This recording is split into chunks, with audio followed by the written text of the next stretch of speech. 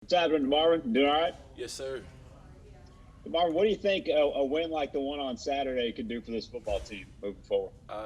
Man, a win like this can boost a whole lot of confidence for us older and younger guys, and just ready to build and and just ready to build and move forward.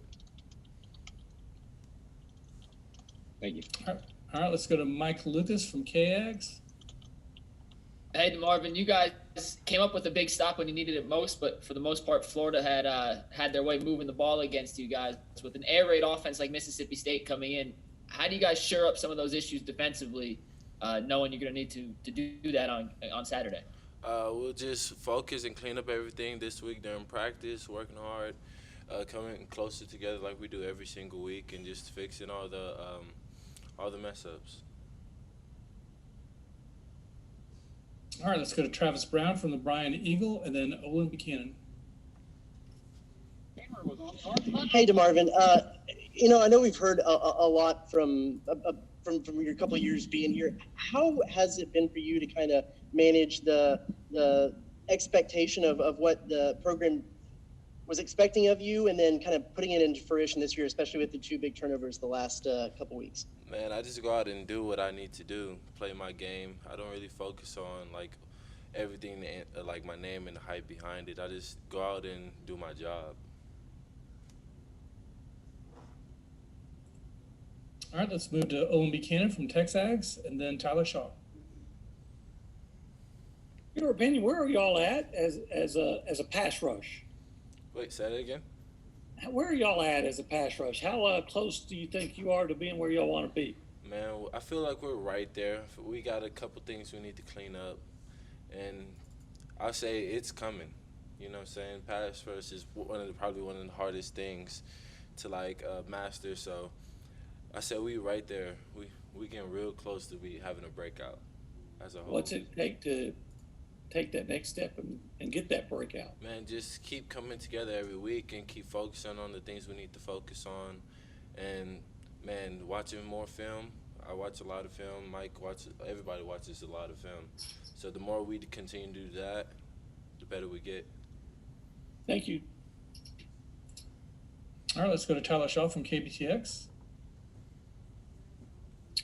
Hey, DeMarvin, how important is it to build off the success you guys, ride the momentum? When you look at Mississippi State, and they're coming off a pretty bad loss, and their offense, is going to want to rebound after how they played against Kentucky. So, I guess just how do you avoid falling into that trap against Mississippi State, and you guys keep up your strong play? Just not getting too big headed and just doing our job, doing everything that we preach in practice. All right, next up is Justin Woodard from KAGS. Marvin, I know Mississippi State doesn't run the ball a lot. Obviously, Mike Leach wants to spread it out and do his air raid, but you guys have been really good against the run this year. Why is that? That's just because we watch our film, we stay tuned in when it's time for us to know our jobs, and we just get after it. We run to the ball every day during practice. It all starts in practice. And then on the back end, how much of a better pass rush would help your secondary right now who's struggling a little bit? I wouldn't say they're struggling. I would just say that our pass rush, we need to get off the ball a lot faster, pay attention, keeping our eyes dialed in on our man. We'll be fine.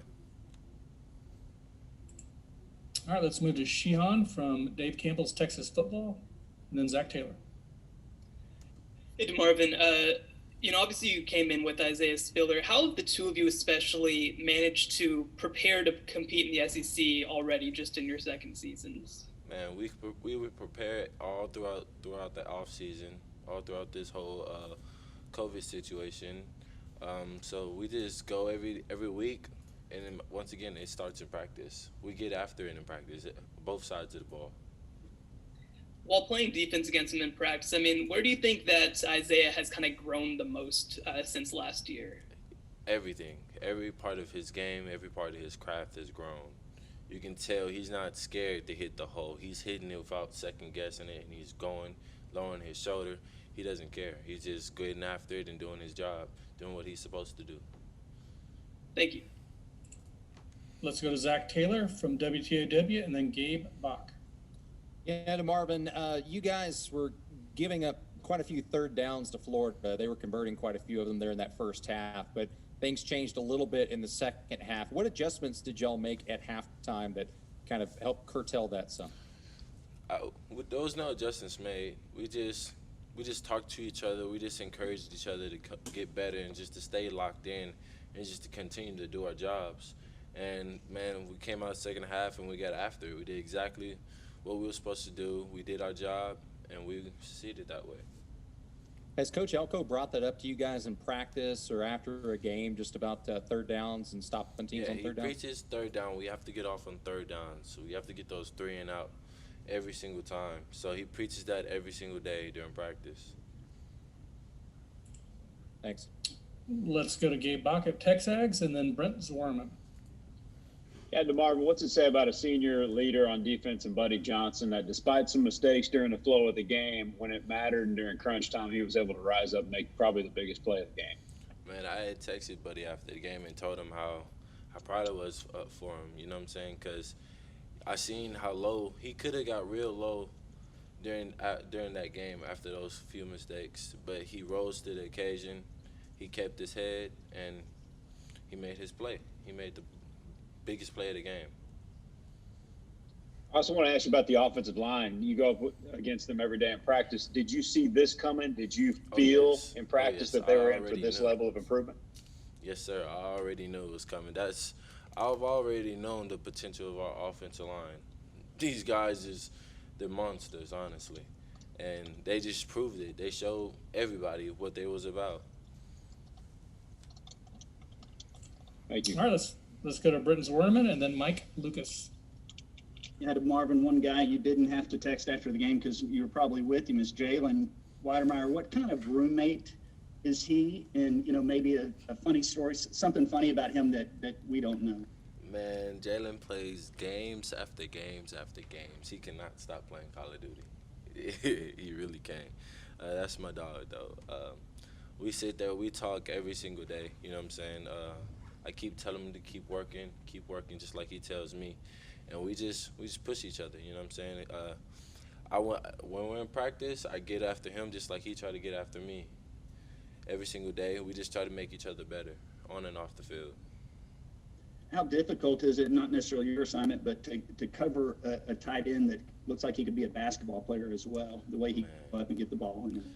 I've already told him the way he gets off the ball and the way that he's so like quick with his moves and everything. He's an unbelievable athlete. Thank you. All right, let's go to Mike Lucas from KAGS, and then we'll finish up with Chip Howard. Hey, DeMarvin, in back-to-back weeks, you've been in the right spot at the right time for 2 crucial turnovers. Is there a secret to being in the right spot at the right time to capitalize on those opportunities, or what's the thought process or mindset behind that? All glory to God. I mean, just being in the right place at the right time. I mean, it's supposed to happen. Just fortunately, I'm there. All right, and we'll finish off with Chip Howard from Sports Talk. DeMarvin, how challenging is it trying to control these SEC offenses when it seems like every team has a good quarterback, every team's got receivers, every team's got a running back? What kind of challenge is that week in and week out? It's the challenge that we as a defense are ready for. We already know what we signed up for when we signed the letter of intent. We came here to play SEC ball.